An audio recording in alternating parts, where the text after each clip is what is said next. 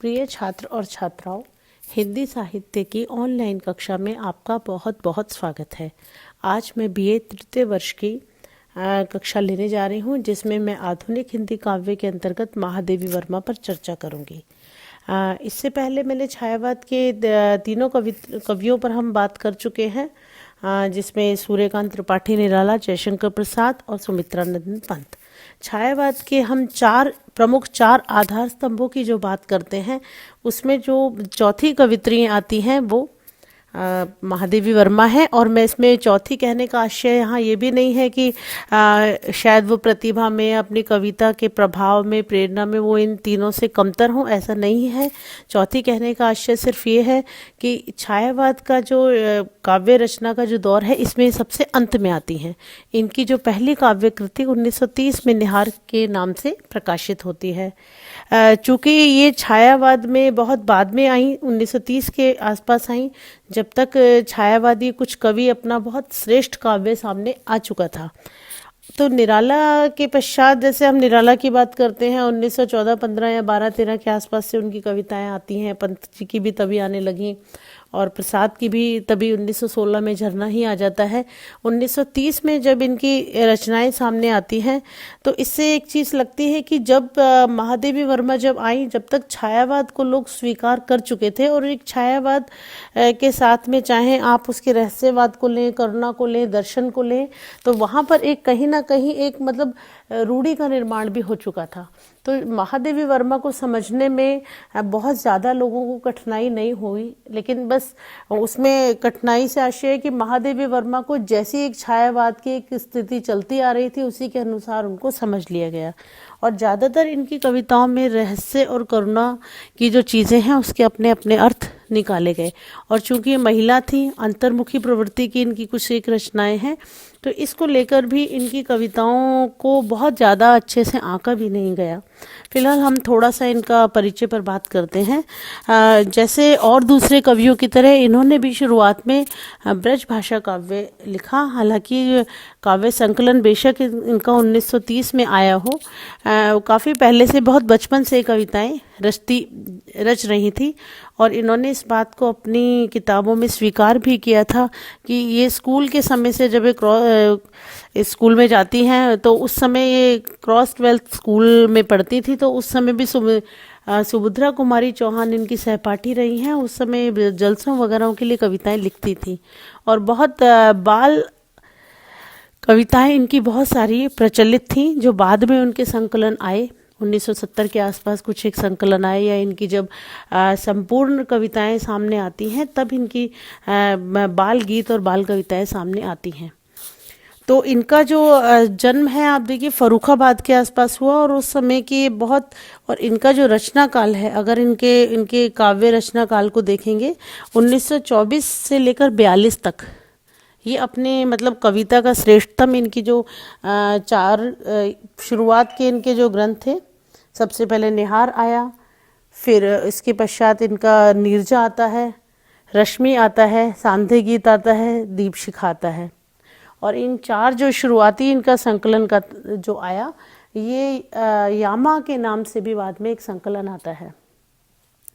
तो इनका जो श्रेष्ठतम काव्य संकलन है 1924 से 42 तक के आए। और महादेवी वर्मा के साथ में एक बड़ी महत्वपूर्ण बात जो मैं अपने छात्र छात्राओं के साथ शेयर करना चाहती हूँ, बात करना चाहती हूँ, कि महादेवी वर्मा मतलब जैसे कि हम पहले भी बात करते आए हैं कि जितने भी छायावादी कवि हैं, ये बहुत अच्छे कुशल गद्यकार भी रहे हैं।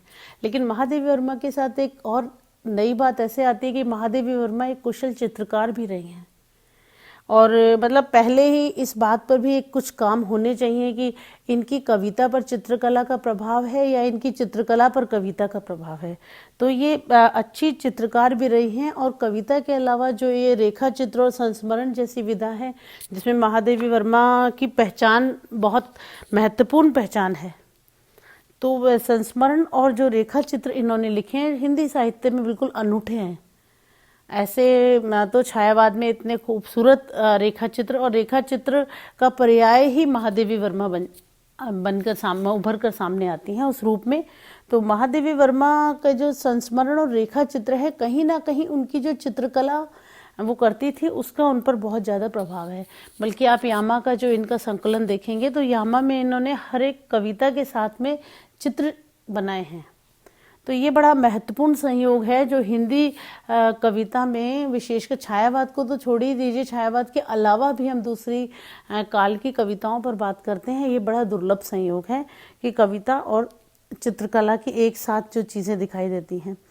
इनके जो प्रमुख काव्य ग्रंथ हैं जिन पर मैं बात कर चुकी हूँ, निहार, रश्मि, नीरजा, सांध्य गीत, इनके 4 प्रसिद्ध सबसे बड़े, और ये चारों का संकलन यामा नाम से आता है। इसके पश्चात इनका दीप शिखा एक था जो बहुत बाद में प्रकाशित हुआ।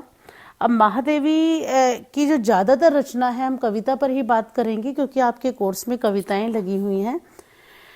तो महादेवी की जब हम कविता पर बात करते हैं तो महादेवी वर्मा की कविताओं की हम बात करें तो उन्होंने ज़्यादातर गीत लिखे हैं।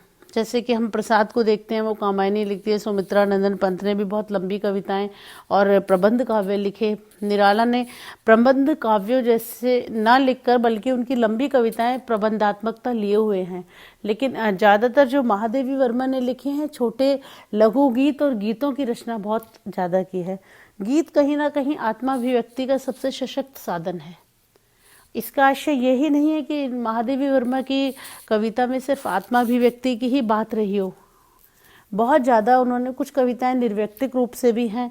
और इनका जो बाकी जो चीज़ें आप जो इनके गद्य को अगर आप देखेंगे, गद्य इनका बहुत सशक्त है, जिसमें मतलब बहुत अच्छे से इनका, चाहे चांद की आप, इन्होंने एक पत्रिका का संपादन भी किया, चांद, जो बहुत महत्वपूर्ण पत्रिका थी उस ज़माने की। चांद का फांसी अंक आपने सुना ही होगा, बहुत महत्वपूर्ण था और जिसको बैन कर दिया गया था ब्रिटिश हुकूमत ने, जिस अंक को।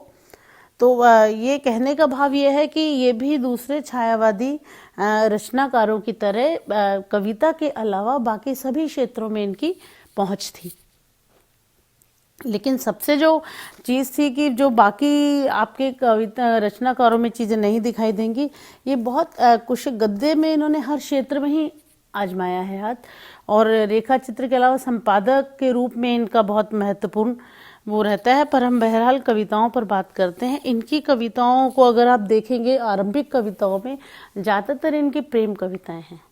दूसरा, एक स्त्री का एक जो पक्ष निकल कर आता है। जैसे हम भक्ति काल पर अब कभी सोचते हैं तो भक्ति काल की सारी चीज़ें जैसे भी हैं, लेकिन कहीं ना कहीं मीरा उसका एक स्त्री पक्ष सामने रखती हैं, क्योंकि आपके लिए वो बड़ा महत्वपूर्ण होता है कि हम बार बार ये बात करते रहें कि महिला बहुत, भक्ति की जब हम बात करते थे कि भक्ति महिला के लिए, शूद्र के लिए, सब उसमें बराबर हैं, लेकिन मीरा की कविता हमें कहती है कि कहीं ना कहीं स्त्री के लिए ज़्यादा उस समय चुनौतियां थी।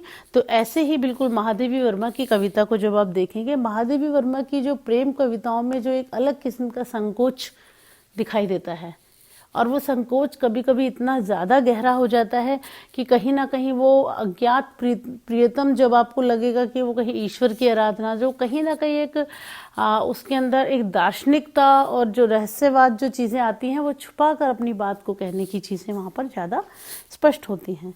इनकी जो आरंभिक कविताओं को आप देखेंगे तो वहाँ पर विस्मय, जिज्ञासा बहुत दिखाई देगी, और बाद में धीरे धीरे पीड़ा और आध्यात्मिकता के दर्शन आपको बहुत ज़्यादा दिखाई देंगे। शुरुआती कविताओं में बहुत विस्मय और बड़ा मांसल किस्म का प्रेम आपको दिखाई देगा।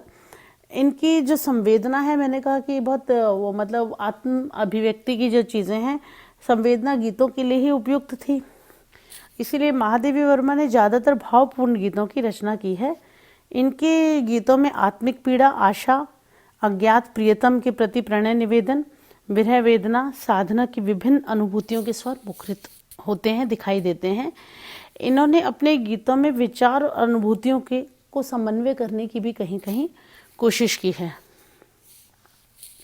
हाँ, इसमें एक चीज़ है, क्योंकि महादेवी वर्मा के यहाँ इतनी अनेक रूपता और विविधता नहीं दिखाई देती जितनी प्रसाद के यहाँ दिखाई देगी या निराला के यहाँ दिखाई देगी, क्योंकि इन्होंने अभिव्यक्ति का जो माध्यम जो चुना है वो गीत को चुना है, और गीत की एक अपनी सीमाएं होती हैं।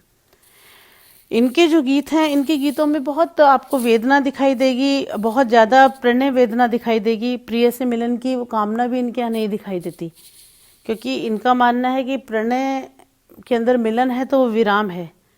इसीलिए कहीं ना कहीं मतलब ये चिर वियोग की बात इनके यहाँ पर ज़्यादा दिखाई देती है। इनके गीतों में जो वेदना भाव है वो व्यक्तिगत जीवन में ही व्यक्तिगत जीवन का वेदना भाव है, लेकिन कई लोगों ने उसको धार्मिक और दार्शनिक स्तर पर व्याख्यायित करने की कोशिश की है। महादेवी वर्मा के हम गीतों की बात करेंगे क्योंकि 4 गीत ही लगे हुए हैं आपके कोर्स में, और लेकिन बहुत अच्छी बात यह है कि चारों जो गीत हैं वो बिल्कुल अलग अलग भाव के गीत हैं, तो आपको बहुत अच्छा लगेगा पढ़ने में। इसमें इनके यहाँ पर जैसे कि और छायावादी कवियों का रुझान था, प्रकृति के प्रति इनका सूक्ष्म सौंदर्य को दिखाने की भी इन्होंने कोशिश की है। इनके गीतों में बड़ा आवेग सा दिखाई देगा, कहीं बार एक स्वप्न लोक सा रचा जाएगा, रहस्यमयी स्थितियां दिखाई देंगी, और कभी कभी ऐसा लगता है कि उनके मतलब ज़्यादातर लोग गीतों के सौंदर्य को देखने के बजाय उनके गीतों में जो व्यक्त है अज्ञात प्रीतम उसकी भी बात ज़्यादा करने लगते हैं। और कहीं ना कहीं कई बार ऐसा लगता है कि महादेवी वर्मा को सब लोग जिस तरीके से इनकी आलोचनाएं होती हैं वो कहीं ना कहीं महादेवी वर्मा को मैं नीर भरी दुख की बदली वाले भाव में ही देखा जाता है कि ये उनके दार्शनिक चिंतन को थोड़ा दरकिनार करके उनके पीड़ा और दुख के भाव को ही ज़्यादा उभारा गया है। इनके गीतों में जैसे कि मैंने आपसे कहा कि जिज्ञासा, वेदना, कौतूहल, प्रेम इनके गीतों की मूल संवेदना है, और रहस्यवाद इनके काव्य की बहुत प्रमुख प्रवृत्ति रही है। अब आत्माभिव्यक्ति की बात भी है और रहस्यवाद भी है। कहीं ना कहीं एक स्त्री को प्रणय गीतों की रचना करने के लिए उस समय का जो माहौल था, समाज था, उसमें कहीं ना कहीं परेशानी आती होगी। इस वजह से रहस्य का जो आवरण है इनके यहाँ पर ज़्यादा है, जिसके विषय में नामवर सिंह भी कहते हैं कि पुरुष होते हुए जब जयशंकर प्रसाद को अपने जब आंसू लिखते हैं तो आंसू के दूसरे संस्करण को इन्होंने बहुत दार्शनिक रूप दे दिया। कहीं ना कहीं जब पुरुष के आगे इतनी वर्जनाएं हैं तो स्त्री के आगे ज़्यादा ही वर्जनाएं रखी जाती होंगी। तो इनके एक काव्य में जो अज्ञात प्रीतम के प्रति बहुत ज़्यादा वेदना और पीड़ा है, सिर्फ इस चीज़ को लेकर इन्हें कई बार मीरा से भी इनकी तुलना की जाती है, और बहुत लोग इन्हें आधुनिक युग की मीरा भी कहते हैं। और इनके जो गीतों की और दूसरी विशेषताएं संगीतात्मकता है, चित्रकला तो है ही, मैं पहले चर्चा कर चुकी हूँ, सरसता, सहजता, रागात्मकता, संवेदनशीलता, इनके गीतों में बहुत इस तरह की विशेषताएं देखने को मिलेंगी। और अब हम अगली कक्षा में इनके गीतों पर चर्चा करेंगे। धन्यवाद।